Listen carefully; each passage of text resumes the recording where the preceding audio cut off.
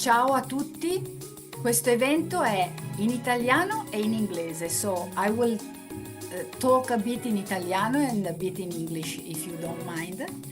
So, we are here tonight to open the first digital fashion thread October that will make the beginning of a long appointment. We will meet once a month from now on, and we will invite specialists in the digital transformation, focused on fashion, of course, because it's our field.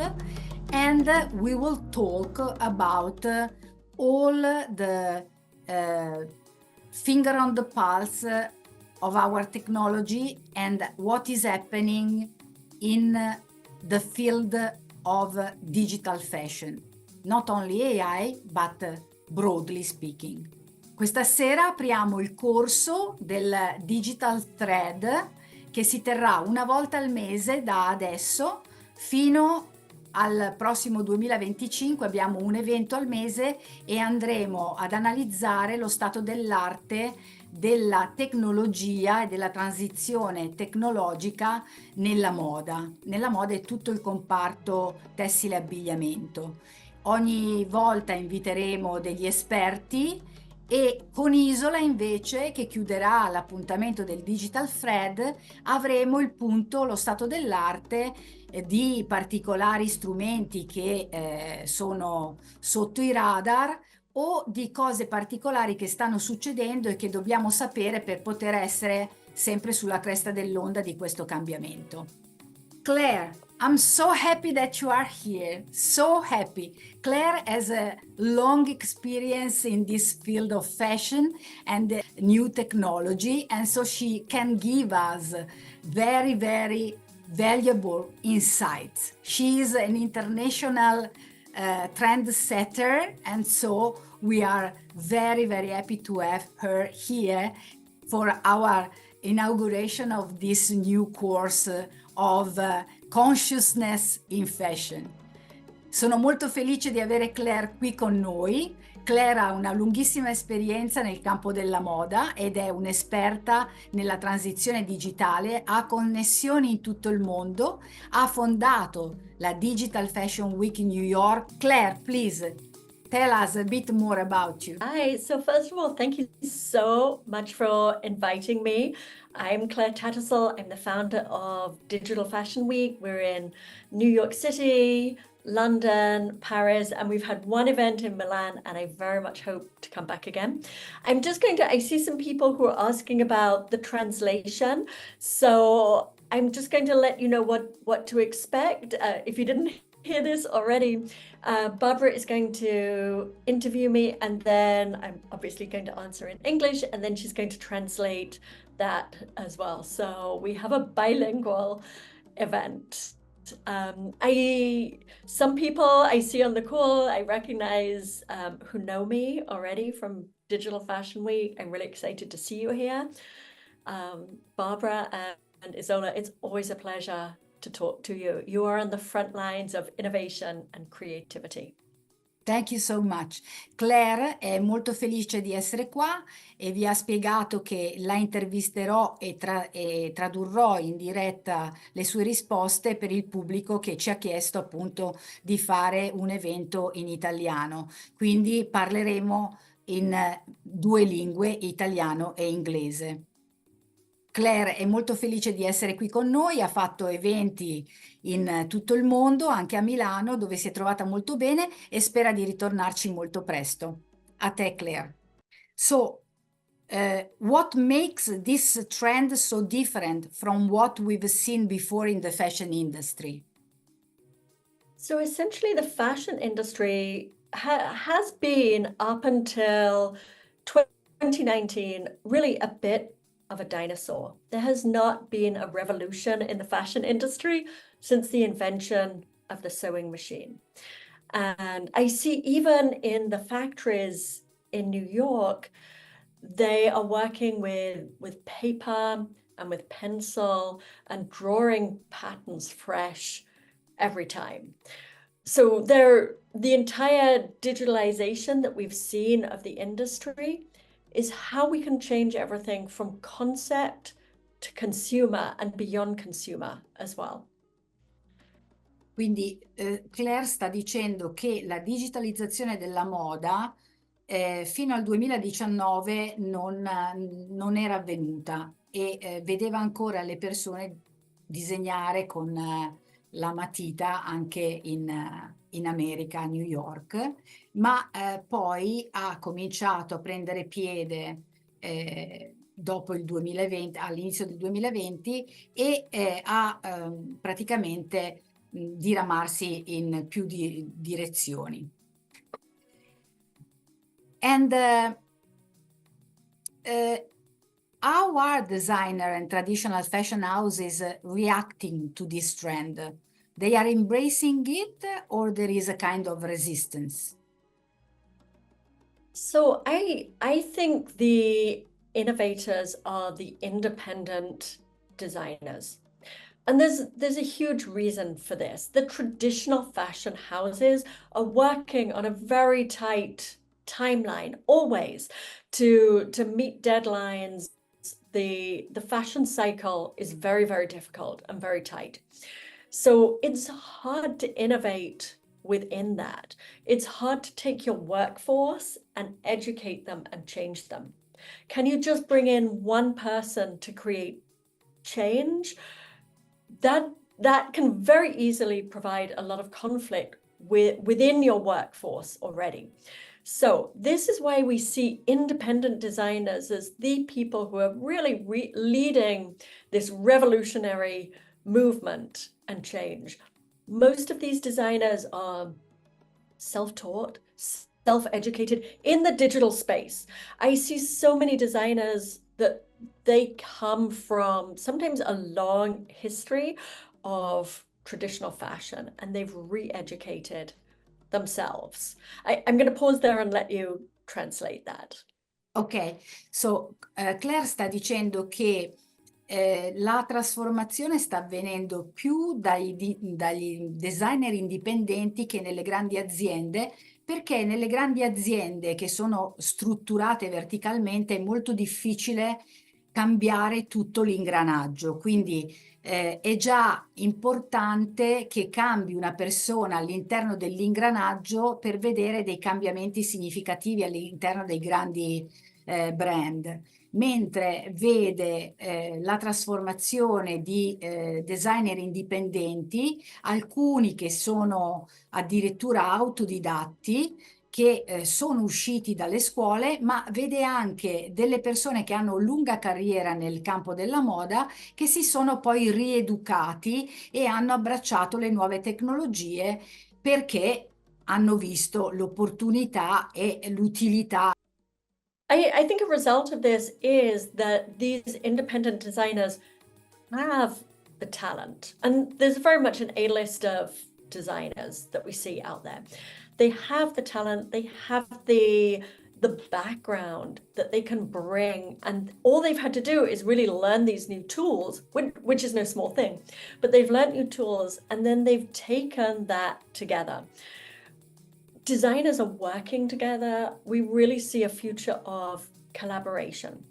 What I would very, very much like to see is for this to move into the traditional fashion houses. How do they collaborate with these independent designers who essentially are the influencers of the future? They're bringing in their knowledge, their expertise. So how can these traditional brands leverage this amazing talent, collaborate with them, have them as named collaborators and designers, and really change the way that we're working and we're creating and we're looking at fashion? Quindi Claire sta dicendo che i designer indipendenti hanno un grandissimo talento, che hanno padronanza degli strumenti e che possono essere grandi collaboratori delle industrie tradizionali della moda. Il problema è capire come queste industrie tradizionali che hanno una struttura interna verticalizzata possano collaborare con questi nuovi artisti molto talentuosi e chiamarli davvero collaboratori, portando all'interno la loro expertise e la loro, diciamo, la loro conoscenza del digitale. You spoke about this being driven by new technology. So what specific technology are at play here? Are we talking about AI, blockchain, something else? So all of these. So first of all, the traditional design tools, Clo3D, Browseware, and we have some newer players coming into the market here as well. But these are the essence. This is where everything begins for now.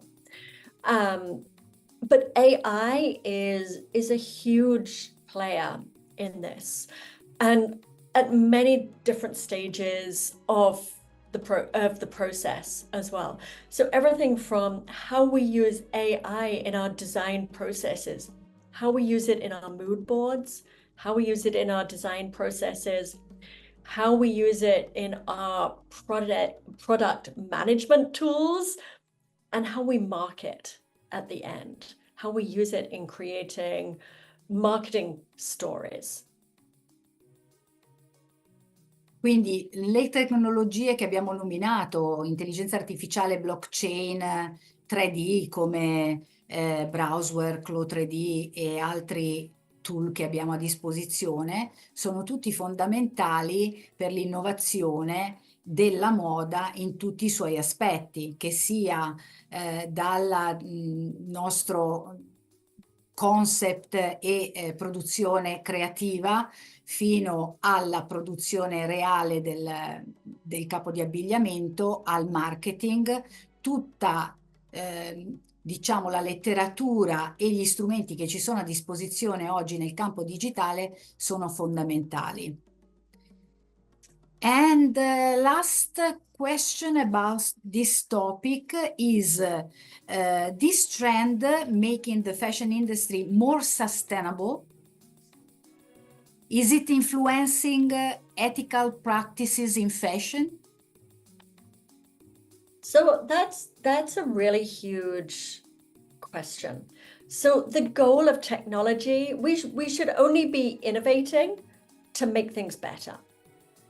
That is we don't innovate to make things worse. I believe everything that we should do, we should put our planet first. So technology should bring value to the world. That is a complicated issue. While we're not using so many resources, we are using a lot of energy. So we need to be really conscious when we are innovating and we are talking about sustainability where we're using technology. I think it's really a delicate question. And we want to be sure that we're very honest with ourselves. I'm going to pause there and let you translate. Claire dice che la questione della sostenibilità, io ho chiesto se queste nuove tecnologie stanno avendo un impatto significativo sulla sostenibilità e sull'etica del design, e Claire mi ha risposto che è una domanda molto delicata, perché è vero che potrebbero avere un impatto positivo su tutto il percorso del ciclo della catena del valore nella moda, però è anche vero che gli strumenti digitali usano un sacco di energia, e quindi questo va ad impattare negativamente sulla, su quello che è la verità assoluta della sostenibilità del digitale nella moda. Dobbiamo essere onesti con noi stessi e ammettere che effettivamente il bilancio tra l'impatto positivo che andiamo a creare con la moda digitale e l'impatto negativo che creiamo con l'uso dell'energia per appunto sostenere gli strumenti digitali è una cosa molto delicata che va valutata molto bene. Benissimo. Okay, Claire, so let's go to another question. Do you think that designer skill are at risk with all new technology? No, I absolutely believe that actually designers need more skills now than they did before. I see the really successful designers are the ones who have the traditional technical skills. They understand the human body. They understand 2D to 3D. They have great spatial awareness. They understand the movement and the value of cloth. They understand all these details, but on top of that, they've had to learn different technologies and need to keep learning more and more technologies. So I think the world is harder for a designer, and I think it absolutely does not detract from their skills, but demands that they are more and more skilled now. Ho chiesto a Claire se le skill del designer classico sono a rischio a causa di tutti questi nuovi strumenti e Claire mi ha risposto che in realtà, secondo lei, non sono a rischio, ma anzi sono ancora più sollecitate. I designer, non solo i designer che hanno una scuola classica alle spalle, capiscono il corpo umano, sanno portare il 2D nel 3D e capiscono perfettamente come integrare il digitale nel loro processo creativo. Il problema è che devono essere sempre aggiornati e quindi si chiede molto di più a loro perché devono continuamente imparare nuovi tool e le skills non sono a rischio, ma sono invece sempre più implementate. Questo è quello che pensa Claire a proposito. In your opinion, in what ways is AI impacting traditional design skills? Are there particular technique or craft that are being affected more than others? And do you think that artificial intelligence will make us a little bit more lazy? No, so I don't think it's going to make us more lazy. So I think there are different ways that designers are using AI. Some designers are using AI in their mood boards, really expediting the vision and direction that they want to create. You know, other designers, they're using tools that we know very well, like Midjourney, they're using Stable Diffusion, Runway ML, etc. for video. And there's way more than this as well. So probably, Barbara, you're a better person to suggest some of the tools that designers are using in AI. But I think AI teaches us what makes us human. I don't think that AI can overtake our creativity. AI is scraping from the internet. They're scraping from ideas that are out there and creating something new. But it requires a human to have the vision, to have the creativity. You can see anybody can create something on Midjourney, and it looks beautiful, absolutely. But they don't have a brand. You need a brand and a brand vision to really create a direction. The designers that I see that are so successful using AI tools in the design process, it's designers like yourself, Barbara, that you really have all the skills and you know how you want to use AI and where you want to use it. You're not using it to replace yourself. You're using it to supplement yourself.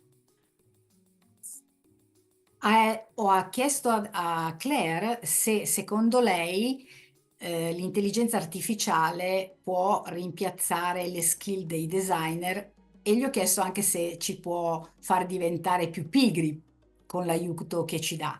E Claire ha detto che in realtà non pensa che ci faccia diventare più pigri, ma che ci permetta di andare oltre quelle che sono le nostre barriere più strette e di fare dei lavori più ampi e andare incontro alla nostra vision utilizzando questo strumento che ci permette effettivamente di fare delle cose che prima non erano possibili. Ha citato me come la persona che può indicare quali sono gli strumenti da utilizzare nel processo creativo, gli strumenti di intelligenza artificiale, perché effettivamente io ho un brand che si chiama Eretikos e disegno tantissimo usando l'intelligenza artificiale, faccio dei video e effettivamente uso tutti i tool, come ha detto Claire, per amplificare me stessa, non per mortificarmi. Quindi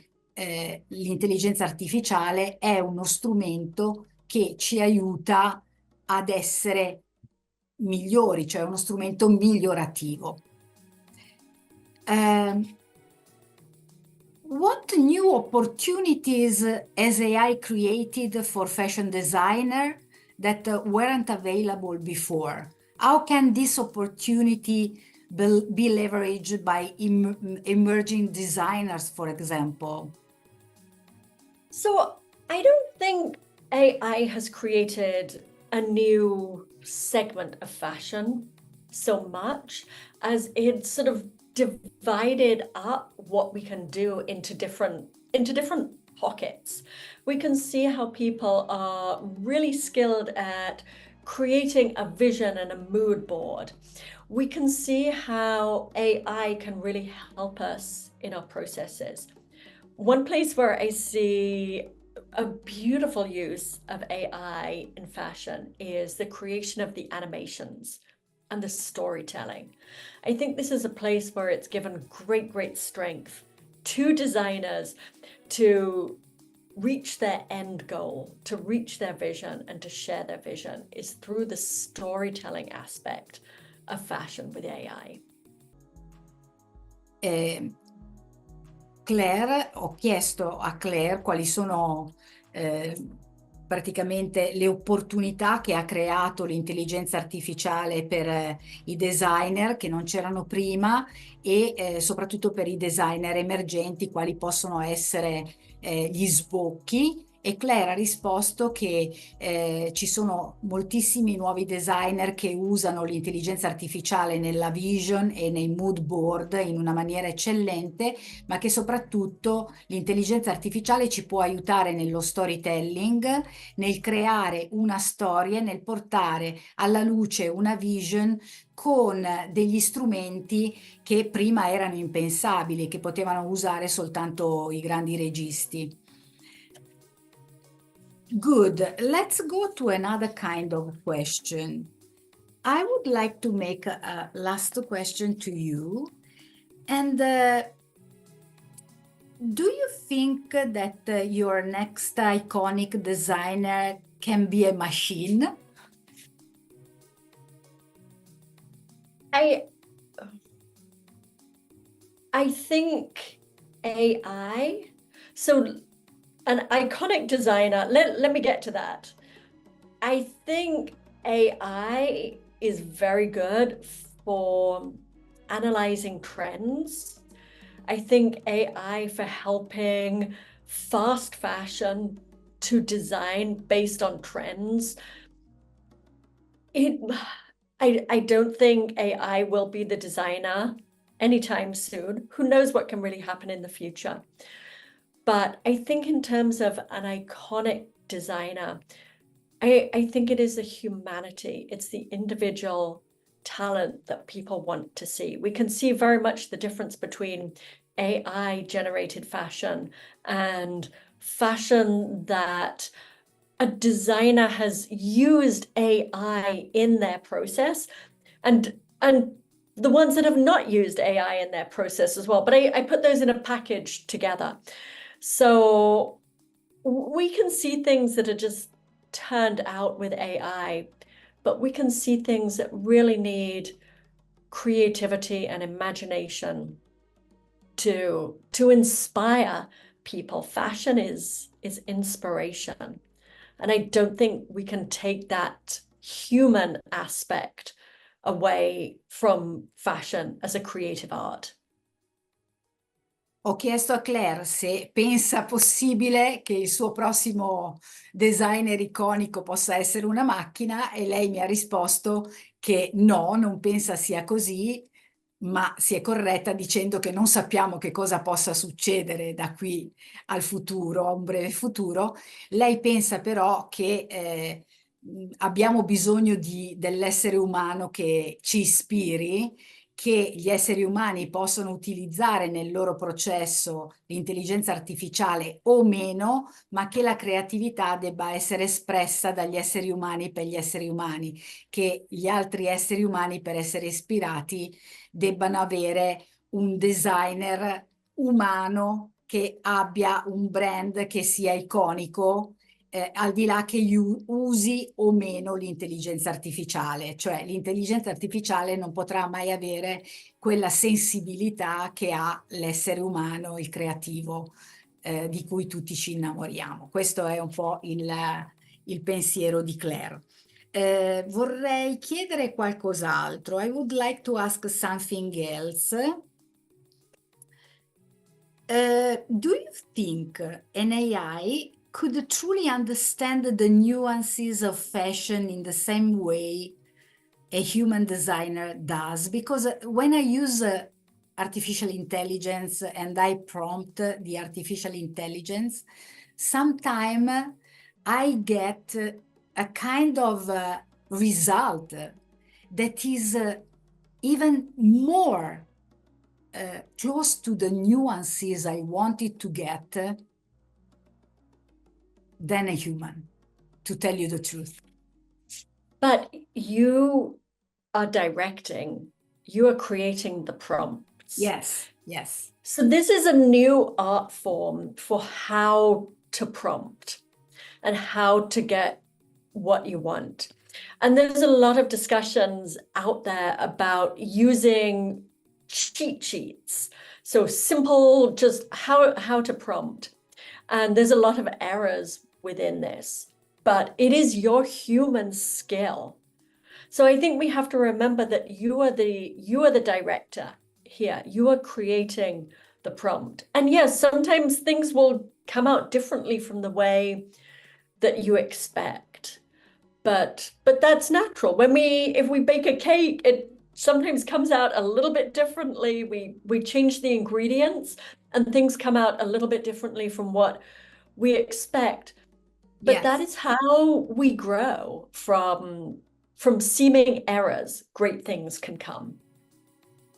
Ho chiesto a Claire se pensa che l'intelligenza artificiale possa avere la stessa capacità dell'essere umano di capire quelle sfumature della moda che sono fondamentali, no, per la nostra creazione, e lei, perché io effettivamente usando molto l'intelligenza artificiale, molte volte quando faccio un prompt ottengo dei risultati che sono molto più accurati nelle sfaccettature che volevo ottenere da quel particolare trend.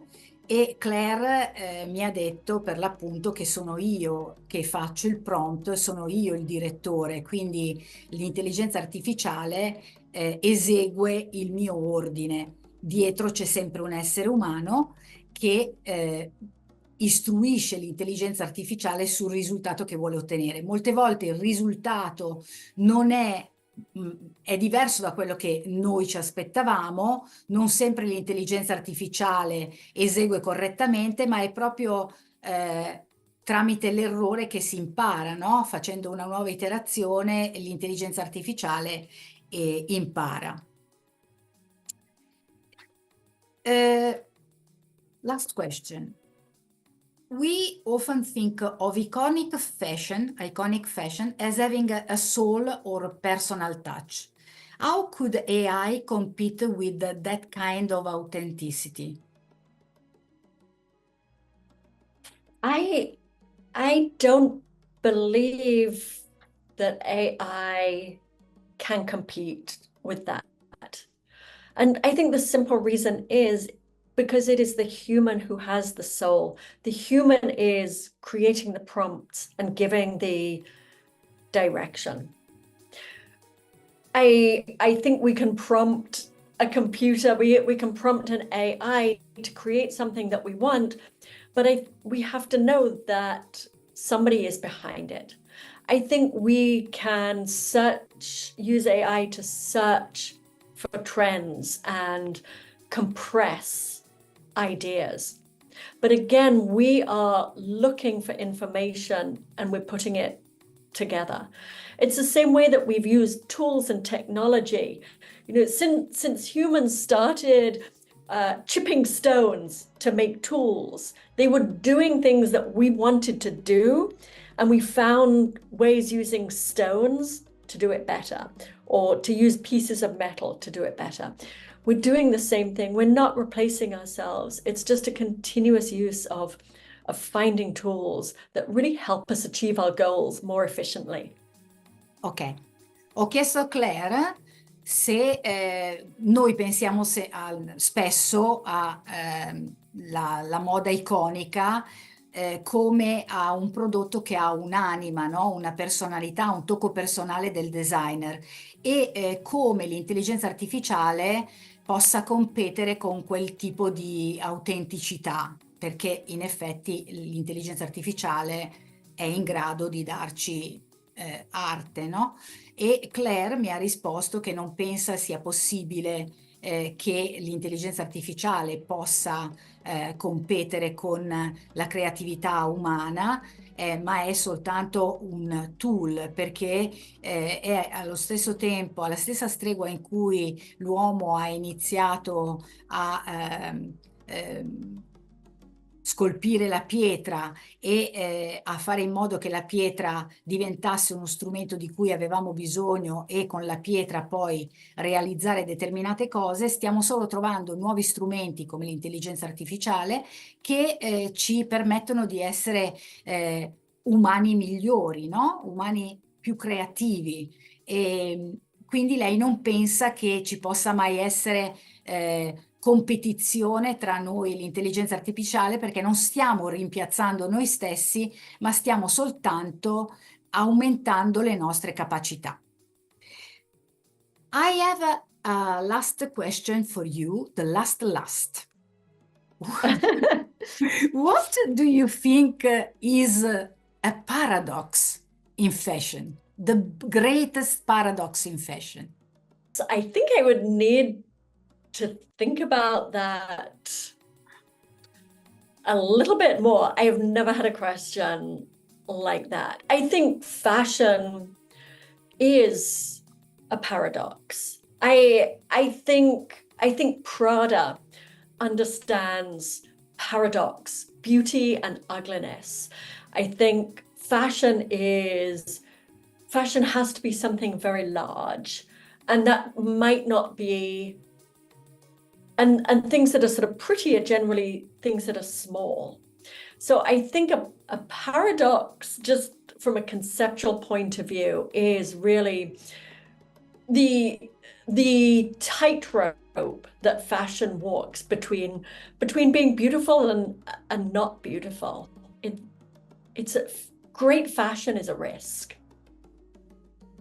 I have a question. I don't know if you can hear me. Yes, we can. Yes. So I've been also using a lot of AI for fashion design. Do you know, when do you think it will be clearly accepted? Because there's so much resistance, and I'm like the best designer in the world right now. I can make anything. I wanted to get out of fashion, and I've been doing it for 35 years, but now with AI, I'm like starting to go back to my old clients and showing them what I can do. And can you hear me? Sorry. So Yes. there's a lot of resistance still.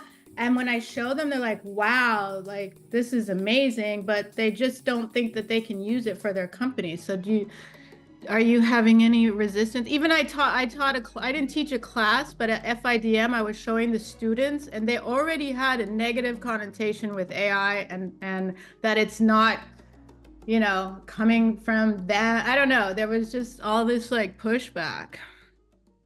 So are you using AI you're not creating anything that's in 3D, I assume, right? You're creating nothing that can be taken and a pattern made of it initially. It's more as a mood board and ideas. Yeah, it's a mood board, it's ideas, it's lookbooks. I mean, I'm basically giving them their whole collection, photo shoot, everything in a packet now, where it would take me like months and months to just find, pictures and mood board pictures on Pinterest and all that. I'm creating everything from scratch. And it's exciting, and it's like, for me, I've been doing it a year already, and it's just so much easier to show everybody what I'm thinking and what's in my head now, like completely. But they kind of aren't grasping it, maybe like I am, because I don't know. It just, I thought when I started that people were just gonna be like, wow, this is magic, like I did. But are you finding any kind of resistance to people accepting AI in fashion? Like, Yes. It's not coming from them, or I don't know, or they didn't, I don't know. It's not what I expected when I showed them that.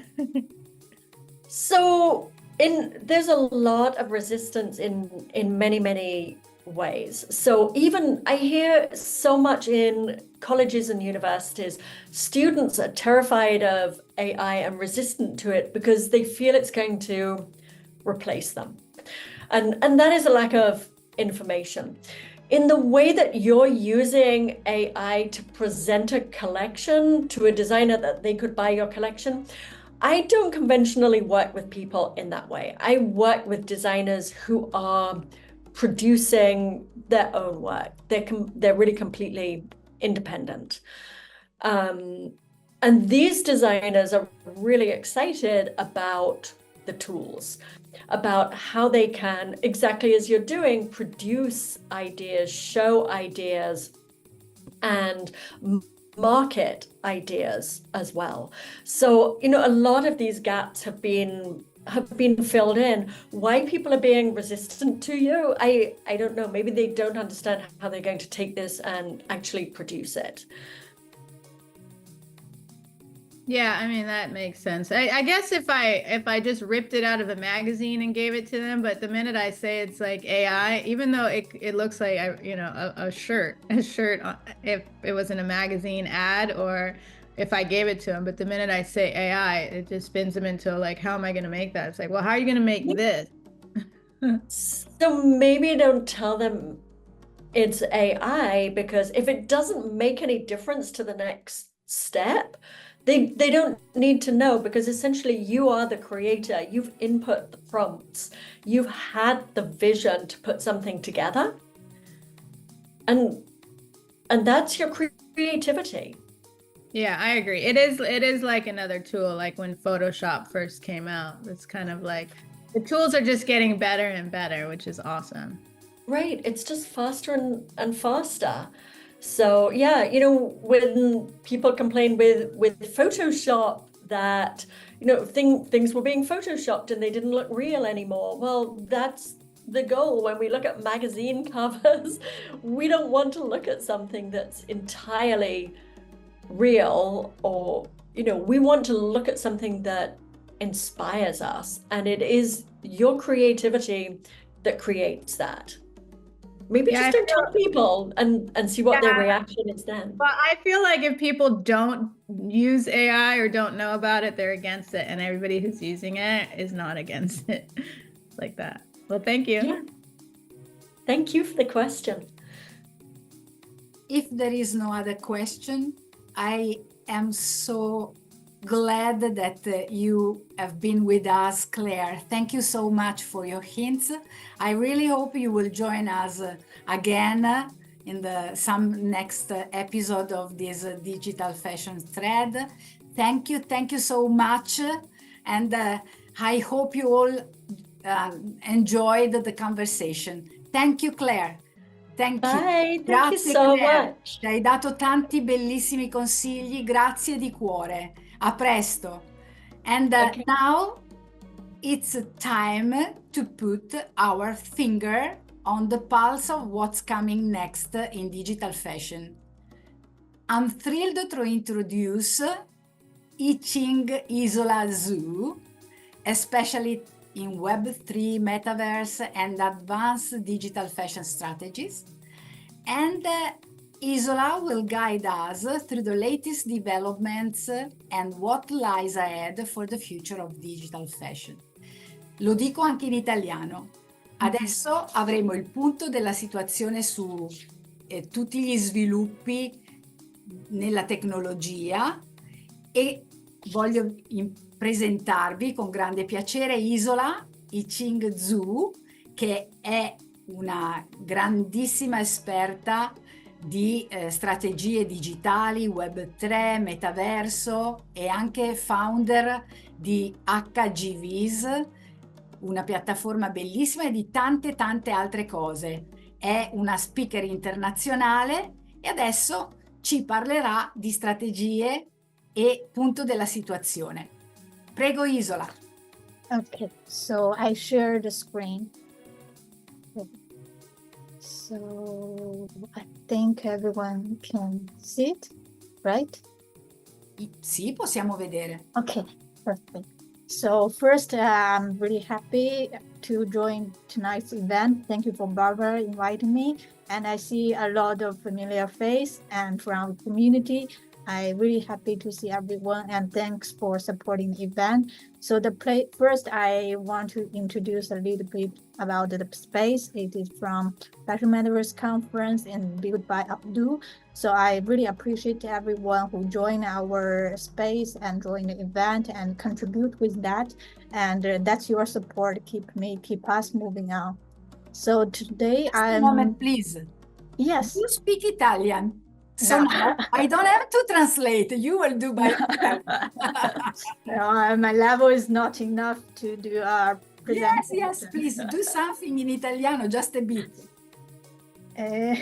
Sono Isola e io ho organizzato questo evento Fashion Metaverse Conference questo maggio e sono molto contenta che sono qui, che ho visto tantissimi amici che oggi hanno venuto qui per visitare, quindi vorrei ringraziare per tutti per essere qui e prima facciamo la presentazione che io ho già fatto per tecnologia, latest technology.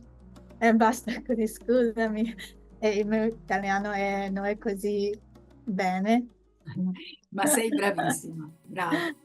Prego. Okay, so I want to share the screen and to let more people know what is the latest trend happening, not only about fashion, because Claire has already been explaining a lot in a very professional way about digital fashion, digitalization. For me, right now, I'm doing more on the research side to see what is the latest trend, and I want to share with everyone who are here. So let's start from the beginning. So this is about me. I'm the founder of HGVIS and also the organizer of the Fashion Metaverse Conference. And I've been doing a lot of speech during our event last year and also this year. The coming one will be on November, talk about the digital fashion and AR experience. So today I want to talk like 5 points about latest technology. So let's start first about most related to our fashion and design. That is the latest update of the Mid-Journey. As I know, a lot of designers, they are working a lot on Mid-Journey, but it's not so stable if you want to generate something and put something new. The image always changing a little bit difference. The consistency is always a problem for Mid-Journey. So people start to use stable diffusion and flux and comfy UI, this kind of tools, but it is really hard for people like really beginner level to understand how it works. So right now Midjourney has already updated this. So basically when you see the picture, you can drop like the tool here, mark where you want to put it, then you start to prompt, another image will come. The same as the second one. So from here you can see very beautifully the reflection of this metal. It reflected the real architecture, which is pretty amazing tool for every designer. And also when you want to do, before people are doing CGI, right now it's a smart way to make it happen in a faster and more efficient way. And also another one is retexture. So this is a tool that I have been seeing in the previous years. People are creating a lot of PFP project. Right now with this retexture, you can generate with every texture you want with the same shape as it is. So it takes really few seconds to figure out the whole collection that you want to interpret. So that's a really amazing update from the Midjourney.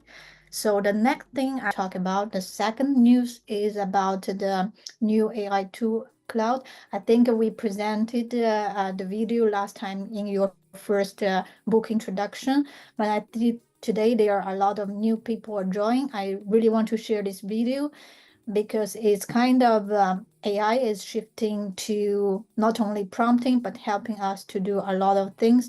Even like you want to book for a pizza or the Uber, you just prompt and the AI can do all the steps and control your computer, literally. So let's see what is happening. So I'm Sam, and I'm one of the researchers here at Anthropic. Compute use is something that we felt was going to be important for a while now. And so today we're going to be talking about a very early version we have of computer use and walking through a representative example of the things we think it's going to be useful for.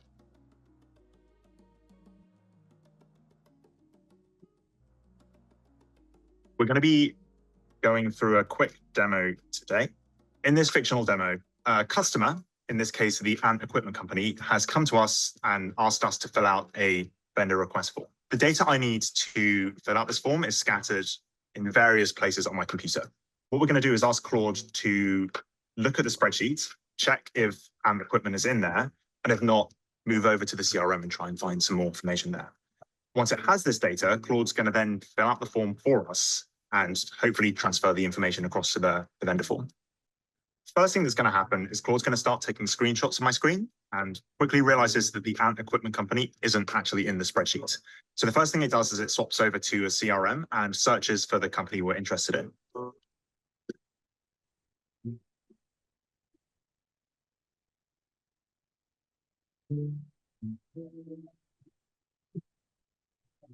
Luckily, we get a search match, and Claude then starts scrolling through the page, looking for all the information it needs to fill out this form.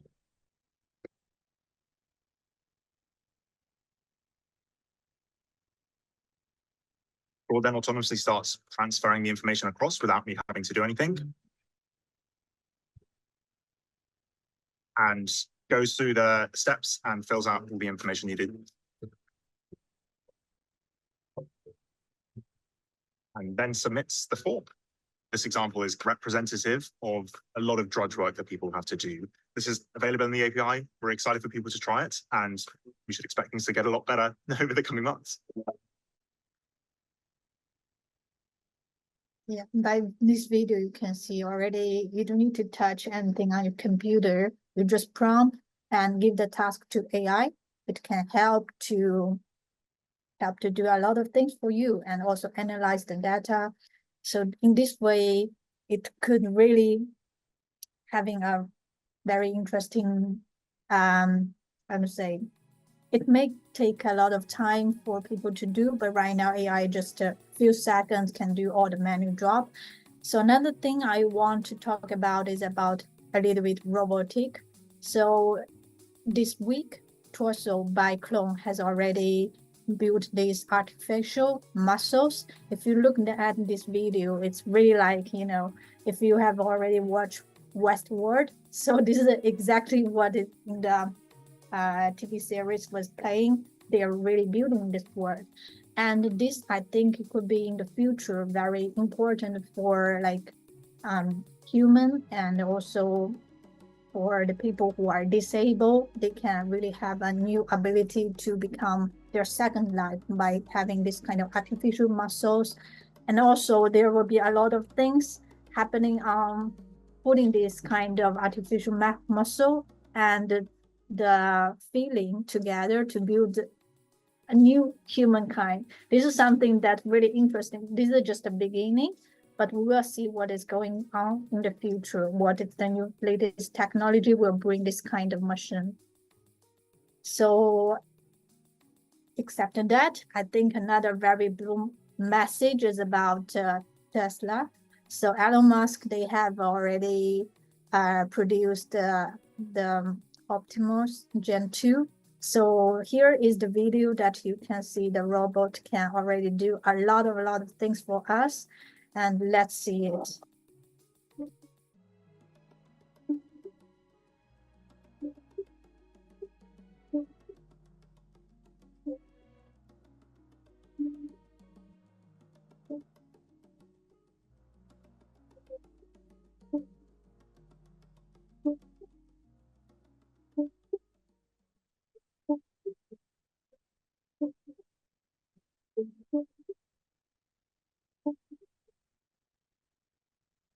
The Optimus robots will walk among you. Please be nice to the Optimus robots.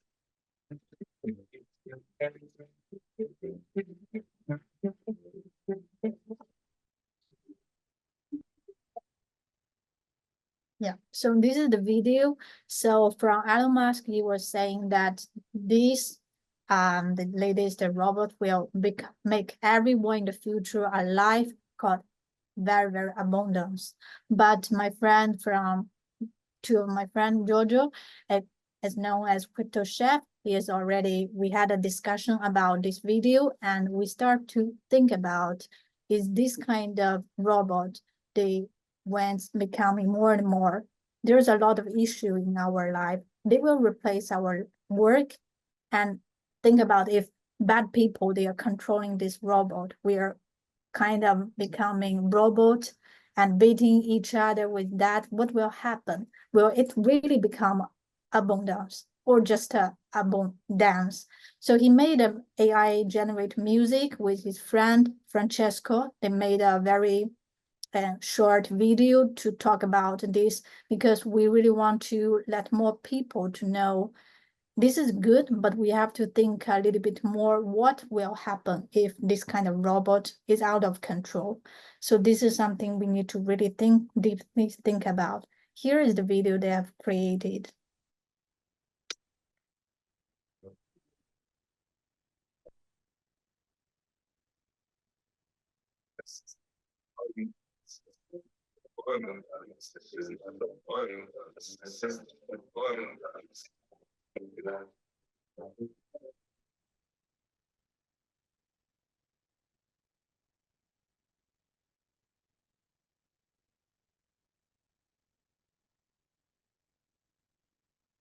This is not abundance. This is abundance. This is not abundance. This is abundance. This is not abundance. This is abundance. This is not abundance. This is abundance.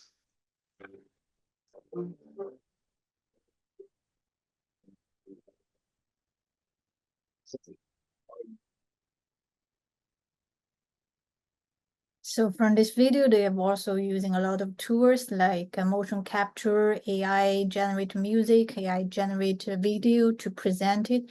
But the meaning behind, we really have to think, what is the relationship between us, human, robot, and artificial intelligence?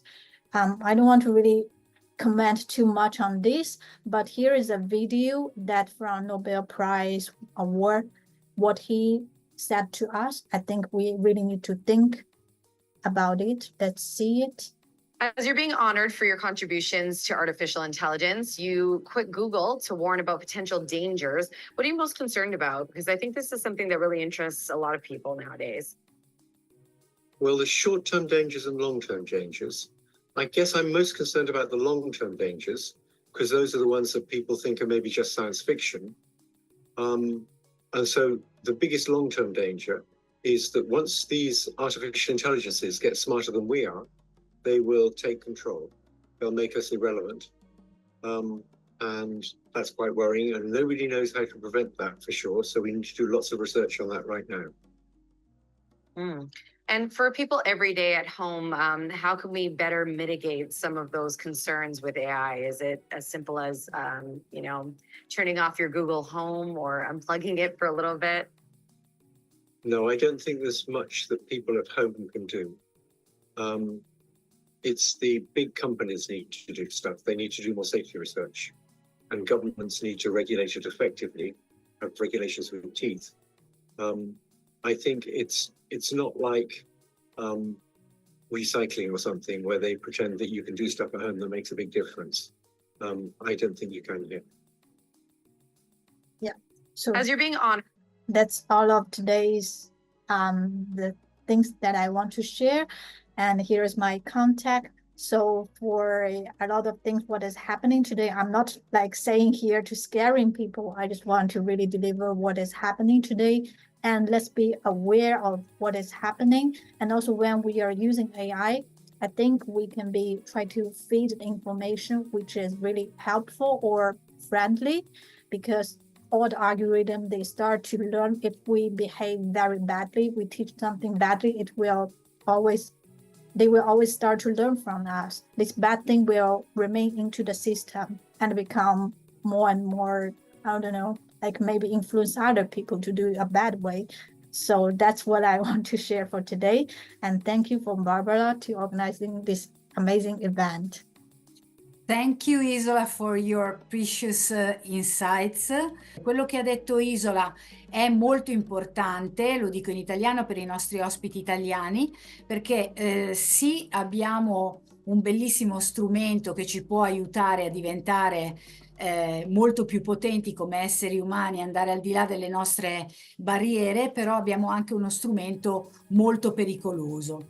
Io vorrei ringraziare tantissimo ancora Isola che ha fatto questo bellissimo lavoro per noi e ringraziare Clare che è stata preziosa. I want to thank Clare again and Isola for this amazing job and the amazing interview. Grazie infinite di aver partecipato al nostro evento. Thank you so much to everybody to have been with us. I hope you enjoyed the event and I welcome you to next event. You have the calendar in Astrea Nicodemo website. Thank you to everybody. Grazie a tutti. Se volete scrivere sul blog potete andare sul sito di Astrea Nicodemo, scriverci e avrete una vetrina gratuita per scrivere tutto quello che volete circa la trasformazione digitale. Grazie a tutti.